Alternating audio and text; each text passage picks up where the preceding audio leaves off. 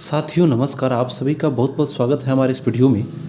दोस्तों कल के इस सीरीज में जो चल रहा था टॉप 30 का जो एक सीरीज अलग से चल रहा था, उसमें हम लोग 30 क्वेश्चन देखे थे और 31 नंबर क्वेश्चन से आगे का क्वेश्चन हम लोग इस वीडियो में देख लेते हैं। दोस्तों हमारे चैनल पे जितने भी शानदार वीडियो चल रहे हैं वो सभी आपको एग्ज़ाम के सिलेबस को ध्यान में रखते हुए आपका बिहार स्टेट और बीपीएससी अभी जो वर्तमान में एग्ज़ाम होने वाले, वैसे तो ये सभी एग्ज़ामों में फ़ायदे पहुंचाएंगे आपको। किसी भी तरह के टीईटी पीईटी का शिक्षक बनाने में हमारे जितने भी सारे वीडियो हैं सभी काम आने वाले हैं। लेकिन वर्तमान में अभी जो परीक्षा सामने है उसको ध्यान में रखते हुए सिलेबस को कवर करते हुए सारे क्वेश्चन को कराया जा रहा है। दोस्तों आपके एग्ज़ाम के पहले लगभग 10-15 दिन पहले आपको प्रीवियस ईयर की सारी क्वेश्चनें भी मैंने कराने का टारगेट रखा हुआ है, जिसमें लगभग आपको 2500 के आसपास क्वेश्चन होंगे, जो आपको 10-15 वर्षों का लगभग प्रीवियस ईयर क्वेश्चन हो जाएगा उसमें। तो ये ऐसा टारगेट है। मैं सारे आपको बस वीडियो को फॉलो करना है और चैनल को सपोर्ट करना है। आप बस देखते जाइए, मैं आपको सारे कंटेंट इस चैनल के माध्यम से ही अवेलेबल करा दे रहा हूँ। आप अगर वीडियो को बार बार देखते हैं तो आप यकीन मानिए एग्ज़ाम में बहुत अच्छा स्कोर कर पाएंगे। वो चीज़ आप एग्ज़ाम में जब बैठेंगे तब फील होगा कि हाँ मैंने आपके लिए कितनी मेहनत किया है, कैसे कैसे कंटेंट आपको दिए हैं। ठीक है, तो चलिए क्वेश्चन हम लोग देखते हैं। चैनल पे नए हैं या पुराने हैं तो चैनल पे सपोर्ट बनाए रखिए, शेयर सब्सक्राइब लाइक कमेंट हर कुछ किया करिए, ताकि आप और हम एक दूसरे को समझ सके, आपका विचार मेरे तक आ सके। तो चलिए, भारत ने षड्ज के चारों श्रुतियों का क्या नाम रखा? तो भारत ने जो चारों श्रुतियों का नाम रखा था उनका नाम था तिवरा, कुमुदी, मंद्रा, छंदोवती। ठीक है, अगला क्वेश्चन हम लोग देखते हैं। भारत ने श्रुति की 5 जातियाँ कौन सी मानी थी? तो भारत की जो श्रुतियों की जो 5 जातियाँ थी, ये आपका ऑप्शन नंबर 2 आंसर हो जाएगा हम लोग का। दीप्ता, आयता, करुणा, मृदु, मध्या, ये आंसर हो जाएगा।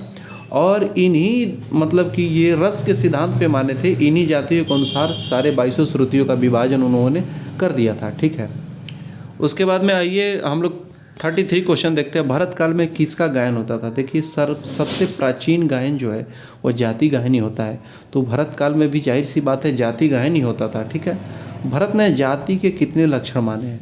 देखिए भारत ने जो शुरुआत में प्राचीन काल में जो जाति गायन होता था, भारत ने 10 लक्षण माने थे, लेकिन 13 भी माने हैं किसने? सारंगदेव ने माने हैं। आगे वह क्वेश्चन भी है कि वह 13 कौन कौन सा, मतलब कि 3 और कौन कौन सा जोड़ने पे, वैसे संन्यास विन्यास अंतर मार्ग है वो 3 एक्स्ट्रा, जिसको जोड़ करके सारंगदेव ने भारत को फॉलो करते हुए 13 जाति के लक्षण बना दिए। ठीक है, वह कैसे हुए? मैं एक पारिभाषिक शब्दावलियों का भी, आप इतना समझिए कि क्वेश्चन के माध्यम से हो या किसी भी माध्यम से हो, आपको एक एक पॉइंट जो आपका सिलेबस कवर कर रहा है, आपको हर कंटेंट हमारे इस चैनल पे दे दिया जाएगा। आप चैनल पे रेगुलर बने रहें, सारे वीडियो को बार बार देखते रहें। तो चलिए, भारत ने कितनी जातियाँ मानी है? तो भारत ने आपको 18 जातियाँ मानी है। देखिए जाति के लक्षण 10 माने हैं, लेकिन जातियाँ उन्होंने 18 माना है। तो इसमें क्या है, 11 विकृत मान लिया है आपका विकृत, और 7 जो आपका है 7 उन्होंने शुद्ध माना है। ठीक है, लेकिन जाति के लक्षण 10 माने और जातियाँ 18 माने हैं। तो आइए, भारत ने सभी जातियों को किन 2 वर्गों में बांटा था? तो एक शुद्ध, जैसे मैं अभी बताया हूँ, 11 को विकृत माने और 7 को शुद्ध, तो शुद्ध और विकृत में बांट दिया था। अगला क्वेश्चन हम लोग देखते हैं। भारत ने शुद्ध और विकृत जातियों की संख्या कितनी मानी? भारत ने शुद्ध और विकृत जातियों की संख्या कितनी मानी? अभी मैं आपको बताया ही था कि 7 शुद्ध और 11 विकृत जातियों को भारत ने माना था। और ये जातियाँ क्या था? तो प्राचीन गायन व्यवस्था था। ठीक है, प्राचीन काल में इसी के अंतर्गत मतलब जाति को ही गाया जाता था। ठीक है, प्राचीन काल में संगीत, देखिए संगीत आज भी आसान नहीं है। बहुत लोग का कहना है कि यार संगीत तो बहुत ईजी है, मतलब कि अदर सब्जेक्ट के मुकाबले, लेकिन मैं कहता हूँ कि संगीत इतना हार्ड सब्जेक्ट कुछ है ही नहीं। अगर आप इसको जितना पढ़ेंगे उतना कम है।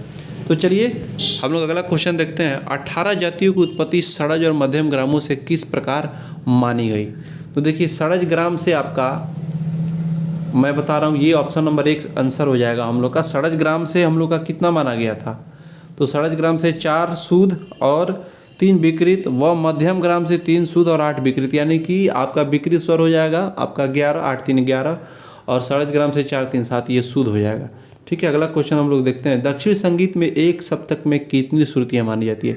देखिए कोई भी संगीत हो, एक सप्तक में 22 श्रुतियाँ ही मानी जाती है। ठीक है, भारत ने सप्तक में कितने संवाद माने? तो भारत ने सप्तक में आपका कितने संवाद माने? 2 संवाद माने।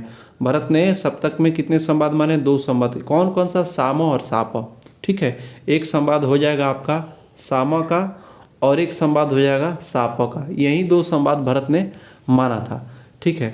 दोस्तों कभी कभी क्या होता है, किसी क्वेश्चन का आंसर में मतभेद आ जाता है। जैसे कि हमारे कुछ साथी कुछ अलग बुक में कुछ अलग अलग आंसर देखे रहते हैं, और मैं जैसे कि मान लीजिए बहुत सारा बुक है, तो अलग अलग बुक में अलग अलग कंटेंट रहता है, तो उसमें थोड़ा सा मतभेद हो जाता है। और मैं हर वीडियो में बताता हूँ कि संगीत एक ऐसा सब्जेक्ट है या मतभेद का सब्जेक्ट है, अलग अलग विद्वान अलग अलग कंटेंट देते हैं, तो उससे घबराने की ज़रूरत नहीं है। आप लोग कमेंट जरूर करिए, हम लोग सभी लोग मिल करके उस कमेंट को ज़रूर देखेंगे और क्या मतलब सही है उसको हम लोग मानेंगे।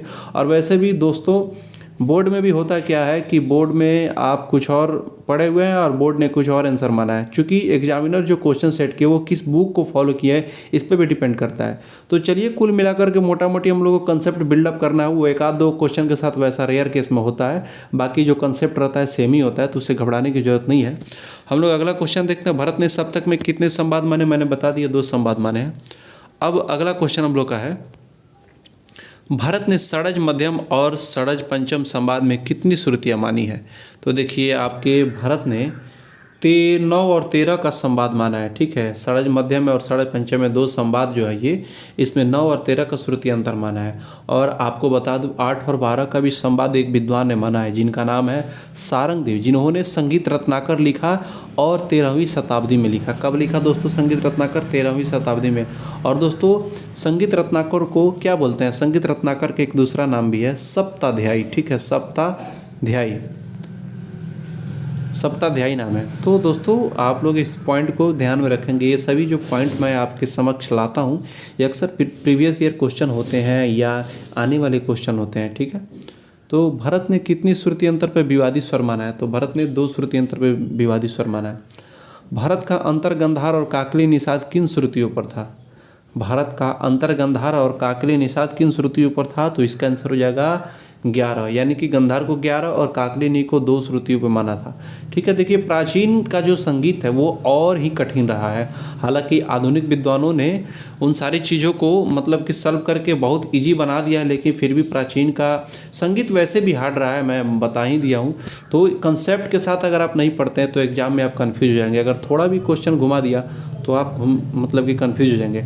और इसलिए ही मैं एक अलग से जो सीरीज चला रहा हूँ, राग परिचय का एक निचोड़ में चला रहा हूँ, 4 भागों का एक साथ कर दिया हूँ। उसके लिए मुझे बहुत मेहनत करना पड़ा है आपके लिए, तब वो कंटेंट मैं आपको दे रहा हूँ। और मेरा ये प्रयास है कि यूट्यूब के माध्यम से ही आपको, मेरे ही चैनल के माध्यम से इतना क्लियर कट समझा दिया जाए कि आप एग्ज़ाम को अच्छा से क्रैक कर सकें। तो बस इसके लिए आप साथ बनाए रखें। जैसा आपका साथ मिलेगा मेरा मोटिवेशन बरकरार रहेगा और आपके लिए शानदार कंटेंट मैं लाता रहूँगा, ठीक है। दोस्तों ये नहीं सोचना है कि यूट्यूब पे है तो कंटेंट कैसा होगा। देखिए अक्सर होता क्या है, इंसान का एक मतलब कि ये स्वभाव है कि जिन चीज़ों को वो मतलब कि परचेज किया रहता है, जिसमें उनका मोल लगा हुआ रहता है, उस चीज़ को वो लोग अच्छा समझते हैं। लेकिन ऐसा कुछ नहीं है। आपको जो कंटेंट मैं यूट्यूब के माध्यम से दे रहा हूँ, आप विश्वास रखिए बहुत ही रिसर्च के साथ आपको दे रहा हूँ, आपका सिलेबस टच करते हुए दे रहा हूँ। आप हमारे सारे वीडियो को अगर आप अच्छा से फॉलो करते हैं, बार बार देखते हैं, तो आप एग्ज़ाम देने जाएंगे उस समय महसूस होगा आप कितना अच्छा कर पाएँ। तो आइए, प्राचीन शुद्ध गंधार कौन सा आधुनिक स्वर है? प्राचीन शुद्ध गंधार आधुनिक कौन सा स्वर है? तो इसका आंसर हो जाएगा कोमलगा, ठीक है। आधुनिक राग में कौन सा स्वर कभी वर्जित नहीं होता है? देखिए षडज एक ऐसा स्वर है वह कभी भी किसी राग में वर्जित नहीं होता है। हालांकि मध्यम और पंचम एक मतभेद है। अगर किसी राग में पंचम वर्जित होता है तो मध्यम रहना ही रहना है। अगर भाई तो मध्यम वर्जित है तो पंचम रहना ही रहना है, यानी कि इन दोनों में से कोई एक का रहना जरूरी है। लेकिन षडज ग्राम किसी में नहीं वर्जित हो सकता है, ये आधार स्वर होता है।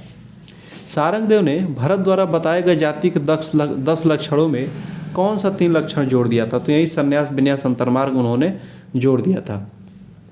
षडज मध्यम और षडज पंचम में क्रमशः कितना गुणांतर होता है? इसका आंसर हम लोग का ऑप्शन नंबर 1 हो जाएगा 4/3 और 3/2। दोस्तों ये कैसे आता है मैं आपको थोड़ा सा शॉर्ट में समझा दे रहा हूँ। देखिए षडज और पंचम में देखिए, और षडज और मध्यम में कैसे ये वाला आता है। तो षडज का कितना होता है आपका 240 होता है आंदोलन संख्या, और मध्यम का 320 होता है, ठीक है। इसको आप कट कीजिए, ठीक है। तो ये आपका 3 से जाएगा, आपका 8 से चला जाएगा तो 8 3 का 24 हो जाएगा, और ये 8 चौका 32 हो जाएगा। तो यही 3:4 आएगा, जो हम लोग का ये बटा के फॉर्म में 4/3 में आ जाता है। ठीक है, तो हम लोग का यही है। और षड्ज पंचम में भी उसी को षड्ज का 240 हो जाएगा और पंचम का 360 हो जाता है। तो 240/360 करेंगे मतलब रेशियो करके, तो हम लोग का जो कट करके आएगा 3/2 आएगा। तो इसलिए हम लोग का ऑप्शन 1 हो जाएगा आंसर।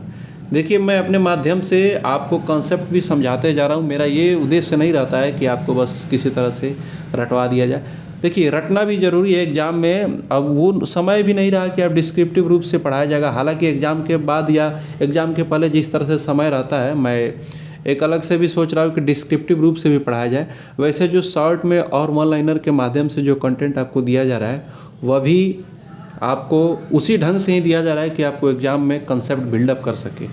तो आइए हम लोग 48 नंबर क्वेश्चन देखते हैं। भारतीय संगीत में मूलभूत स्वर किसे माना जाता है? अभी मैं बताया हूँ कि षड्ज को माना जाता है, आधार स्वर बोलिए या मूलभूत स्वर बोलिए। 49 नंबर क्वेश्चन है, प्रत्येक ग्राम से कितनी मूर्छनाएं मानी गई है? देखिए, प्रत्येक ग्राम से 7 मूर्छनाएं मानी गई है और 3 ग्राम माना जाता है। ठीक है, हालांकि गंधार ग्राम है जिनको स्वर्गवासी बताया गया है, लेकिन उसको भी हम लोग इंक्लूड करके तो 7 और 3 में मल्टीप्लाई करेंगे तो टोटल 21 मूर्छनाएं होती है। लेकिन प्रत्येक ग्राम से हम लोग का 7 ही होता है, आंसर का 7 हो जाएगा अकॉर्डिंग टू क्वेश्चन जिस हिसाब से आता है उस ढंग से आंसर को एलिमिनेट करना होता है।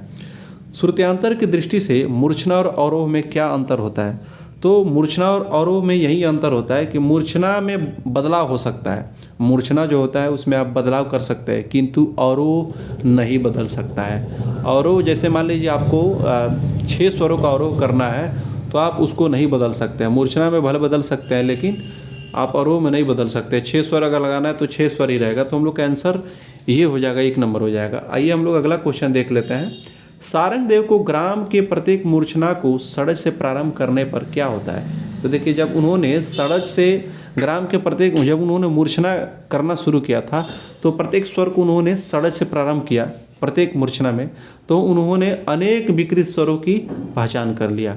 ठीक है, और दोस्तों सारंगदेव ने कुल कितने स्वर माने आप कमेंट करके ज़रूर बताएं। ठीक है, ताकि हमारे और भी साथी कमेंट को पढ़ करके समझ सके और मैं भी समझ सकूं कि आपकी तैयारी कितनी है। हालांकि मुझे उम्मीद है कि आपकी तैयारी बिल्कुल अच्छी हो चुकी है। तो सारंगदेव ने अपने ग्रंथ संगीत रत्नाकर में कितने गमक बताए हैं? तो सारंगदेव ने अपने ग्रंथ में 15 गमक बताए हैं। ठीक है, भरत काल में जाति गान के प्रारंभिक स्वर को क्या कहते थे? ग्रह स्वर कहते थे, जो प्रारंभिक स्वर होता था। और जाति गान के मध्य भाग की समाप्ति स्वर को क्या संज्ञा दी गई? तो इसका आंसर हम लोग का क्या हो जाएगा? तो दोस्तों इसका आंसर अपन्यास होना चाहिए। और हाँ, अपन्यास ही होना ही चाहिए। अपन्यास होता ही है, अपन्यास को ही मध्य भाग की समाप्ति पे स्वर जो गायन होता था जाति गायन, वो अपन्यास पे ही होता था मध्य भाग की। तो जिस स्वर पर जाति गायन समाप्त किया जाता था, 55 नंबर है हम लोग का, उसे क्या बोलते थे? तो जहाँ पे जाति गायन समाप्त होता था वह न्यास होता था। भरत काल में जिस स्वर समूह द्वारा राग विस्तार किया जाता था, ठीक है, आज भी देखिए अगर किसी राग को हम लोग विस्तार करके गाते हैं, उस राग के अकॉर्डिंग स्वर लगाते हैं, तो वह तान ही होता है। तान को ही बहुत ज़्यादा विस्तार कर सकते हैं। हालांकि आलाप में भी ये चीज़ें होती हैं। आलाप मतलब राग के अनुसार आप कर सकते हैं और राग के अनुसार आप स्वर लगा करके आलाप कर सकते हैं। लेकिन भरत काल में जिस स्वर समूह द्वारा राग विस्तार किया जाता था उसका नाम था तान। ठीक है, हम लोग का तान आंसर हो जाएगा। तो भरत ने कुल कितनी तानों का वर्णन किया है? भरत ने कुल, आपको मैं बता दूं, भरत ने कुल 84 तानों का वर्णन किया है। ठीक है, और 84 कैसे? देखिए, ये 21 आपका तो ये मतलब कि तीनों ग्रामों का हो गया। ठीक है, और इसके हिसाब से 4 प्रकार का जो मूर्छना था उसके हिसाब से इन्होंने 84 तानों का वर्णन किया है। ठीक है, और इसके बारे में आप क्या सोचते हैं? क्वेश्चन नंबर 57 के बारे में अगर आपको क्या कंसेप्ट है आपके पास तो कमेंट में ज़रूर बताइएगा, मैं उसको ज़रूर देखूंगा। ठीक है, तो अगला क्वेश्चन देखते हैं हम लोग का लास्ट अब चल रहा है क्वेश्चन। गमक का कौन सा प्रकार आधुनिक मीड है? तो देखिए, प्लावित जो गमक है, मीड क्या होता है?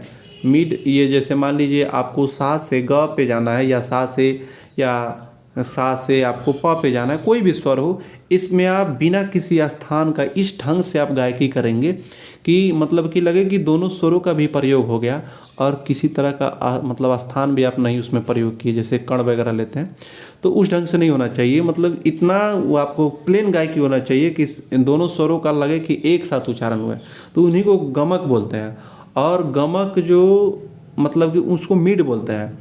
और गमक के अंतर्गत एक प्लावित गमक है जो उसी मीड के समान है, यानी कि आधुनिक जो अब हम लोग मीड लगाते हैं उस समय प्लावित गमक के अंतर्गत आता था। 15 प्रकार के जो गमक है उसी के अंतर्गत प्लावित गमक आता था। दोस्तों हम लोग क्वेश्चन देखते हैं 59 नंबर। सारंगदेव काल में तान रचना के लिए किस विधि का प्रयोग होता था? तो मेरुखंड का होता था, जिसे खंड मेरु भी बोलते हैं। किस विद्वान ने विकृत स्वरों की यह विशेषता थी? किस विद्वानों के विकृत स्वरों की विशेषता थी कि अपने स्थान से हटने पर विकृत होता ही था, अपने स्थान पर रहते हुए भी अंतराल बदलने पर विकृत होता था। तो इसका जो आंसर हो जाएगा हम लोग का, इसका आंसर हो जाएगा सारंगदेव। ठीक है, तो सारंगदेव ने ये चीज़ें माना। हालांकि ये चीज़ें कंसेप्ट है, आप समझिए कि किसी भी स्थान से इधर उधर हटने पर विकृत स्वर का प्राप्ति होता था, ये सारंगदेव माने हैं। ठीक है, किस विद्वान ने अपने सप्तक से गणित के द्वारा 72 मेलों की रचना की? तो वेंकटमुखी के 72 मेल, ये बहुत ही फेमस क्वेश्चन हो चुका है।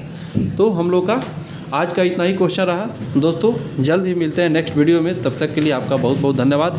चैनल को आप सपोर्ट बनाए रखें ताकि आपके इस सपोर्ट से मुझे मोटिवेशन मिले और आपके लिए शानदार कंटेंट ला सकूं और आप एग्ज़ाम में अच्छा कर सकें।